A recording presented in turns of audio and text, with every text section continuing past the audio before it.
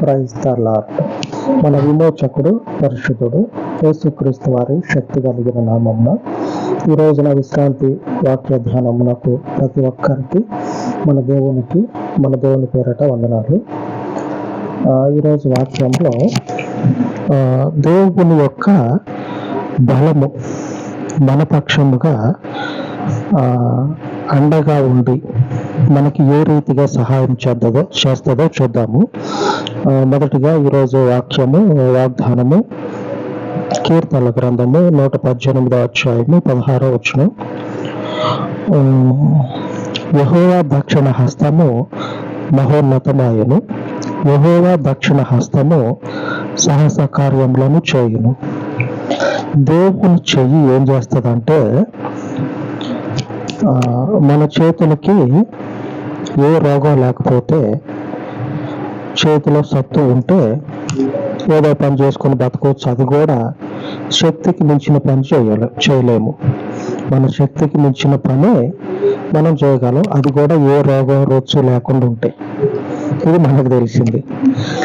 దేవుని చెయ్యి అసమయమందైనా, అంటే సమయం కాని సమయంలో అయినా సరే దేవుని యొక్క బలము మనుషుల బలానికి మించి పనిచేస్తుంది. ఆ బలము ఇంత అని చెప్పడానికి అవకాశమే లేదు. ఎందుకంటే దేవుని చెయ్యి గొప్ప గొప్ప కార్యాలను జరిగిస్తుంది. ఇది ఇంత వాటికే అని చెప్పి నేను అనటానికి లేదు. మన జీవితాల్లో దేవుని చేతితో అద్భుతాలను జరిగించినటువంటి వాళ్ళు ఉన్నారు. అదే దేవుని చేతితో ఆశ్చర్య కార్యాలను చూసినటువంటి వాళ్ళు ఉన్నారు. ఇప్పుడు జరుగుతున్నటువంటి దేవుని గొప్ప కార్యాలు దేవునికి మహిమకరంగా జరుగుతా ఉన్నాయి. చూసి నమ్మినటువంటి వాళ్ళేమో ఆ కార్యాలను వాళ్ళ జీవితాల్లో చూస్తూ ఉన్నారు. నమ్మినటువంటి వాళ్ళకేమో ఎలాగున్నదంటే, ఇదంతా ఒక ట్రాజెడీ, ఇదంతా ఒక బూటకం అని చెప్పినని అనుకుంటా ఉన్నారు. ఆ బూటకం అని మాట్లాడేటువంటి వాళ్ళు కూడా బూటకం లాగానే వాళ్ళ జీవితాలని లోకంలో గడుపుతారు. దేవుని మహాశక్తి మనకు ఎంతటి రక్షణ ఇస్తుందో న్యాయాధిపతుల గ్రంథంలో చూద్దాం. న్యాయాధిపతుల గ్రంథంలో 15వ అధ్యాయము 15వ వచనం.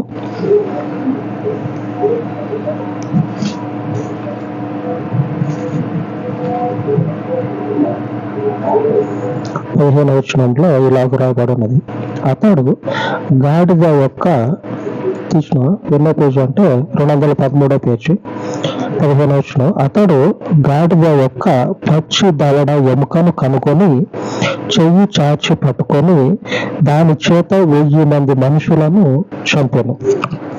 ఒక మనుషునికి మహా అయితే ఇప్పుడులో ఒక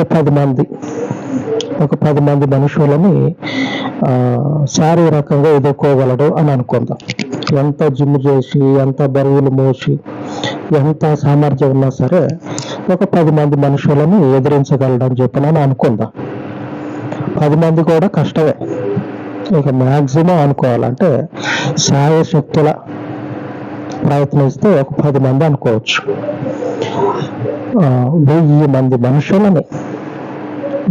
మంది మనుషులని సంసోను, దేవుని చేత అభిషేకించబడినటువంటి సంసోను చంపేసిండు.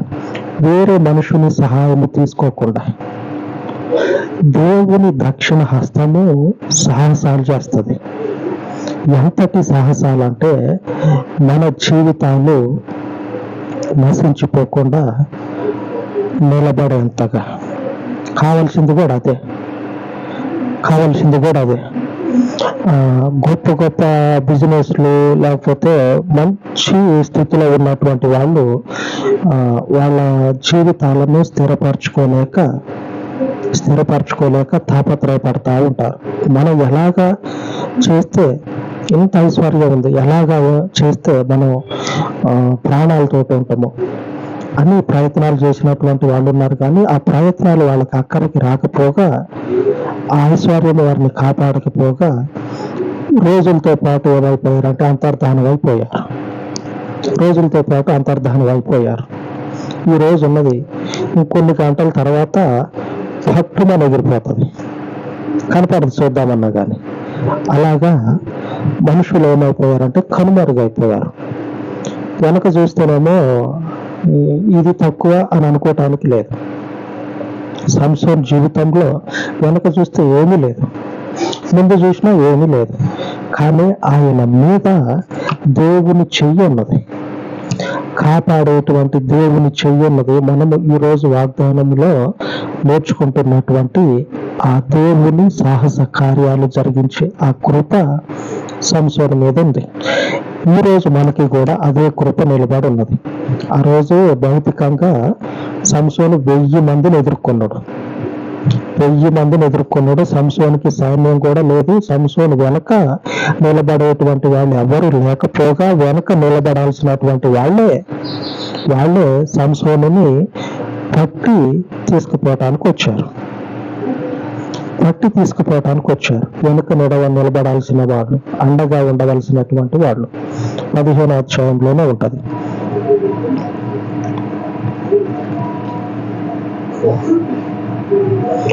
పదకొండవ వచనం, 15వ అధ్యాయము 11వ వచనంలో రాయబడి ఉన్నది.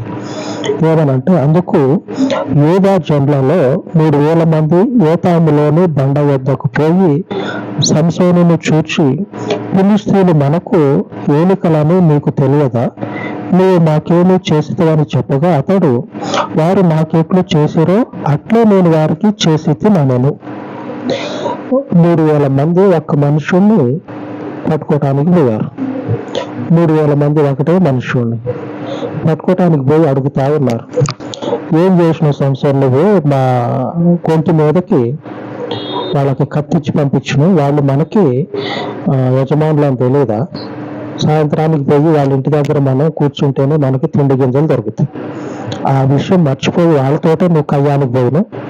ఈ రోజున మాకు సాయంత్రానికి అన్నం ఏమవుతుందో మరి అని అడగటానికి పోతే సంసోను అంటాడు, వాళ్ళు నాకు చేసిన దానికి ప్రత్యుపకారంగా నేను ఈ పని చేశాను. దీంట్లో భయపడాల్సింది లేదు, బాధపడాల్సింది లేదు. వాళ్ళు నాకేం చేశారు, దానికి తగ్గట్టుగానే నేను చేశాను. మాటకు లాగానే దెబ్బకు దెబ్బ కొట్టొచ్చిన నేను అంతే. ఇక్కడ ఏం చేయాల నేను అని చెప్పానంటే, వాళ్ళు ఏం చేస్తారంటే, నిన్ను తీసుకుపోయి వాళ్ళకి అప్పచేయటానికి వచ్చినావు, పోదరా అని చెప్పానంటే సరే అని పోతాడు వాళ్ళంబడి.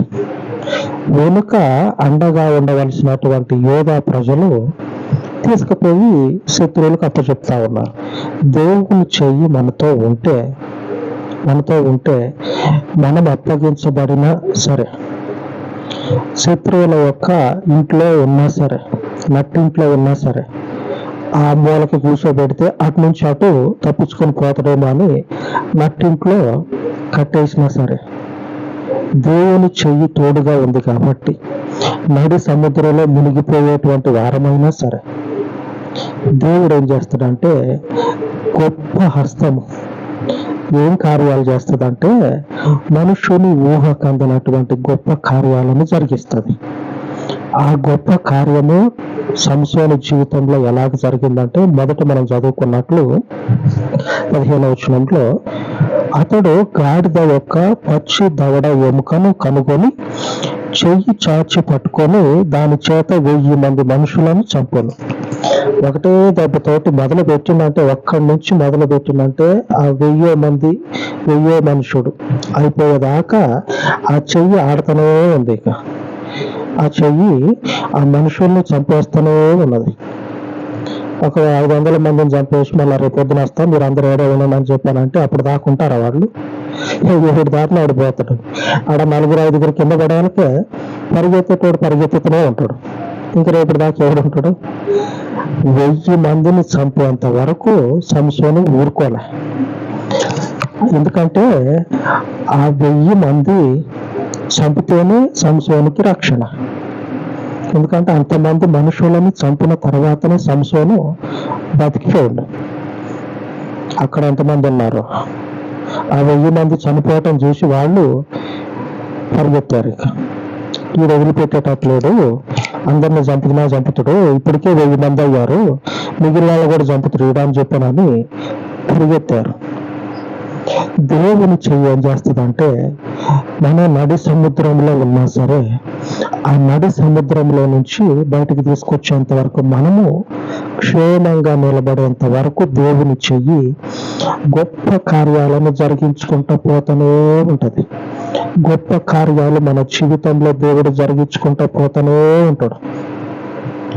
మనమేం చేయాలంటే ఆయన యొక్క కృపను కనుక్కోవాలి. దావీదు అంటా ఉన్నాడు ఏమనంటే, దేవుని చెయ్యి గొప్ప కార్యాలు జరిగిస్తుంది. కరెక్ట్. జరిగించే ముందు ఏం చేస్తారంటే, మీరు మొదటి దినవృత్తాంతాల గ్రంథము 16వ అధ్యాయము 348 పేజీ నంబరు 348. మొదటి దినవృత్తాంతాల గ్రంథము 16వ అధ్యాయము 11వ వచనం ఇలాగ రాయబడి ఉన్నది.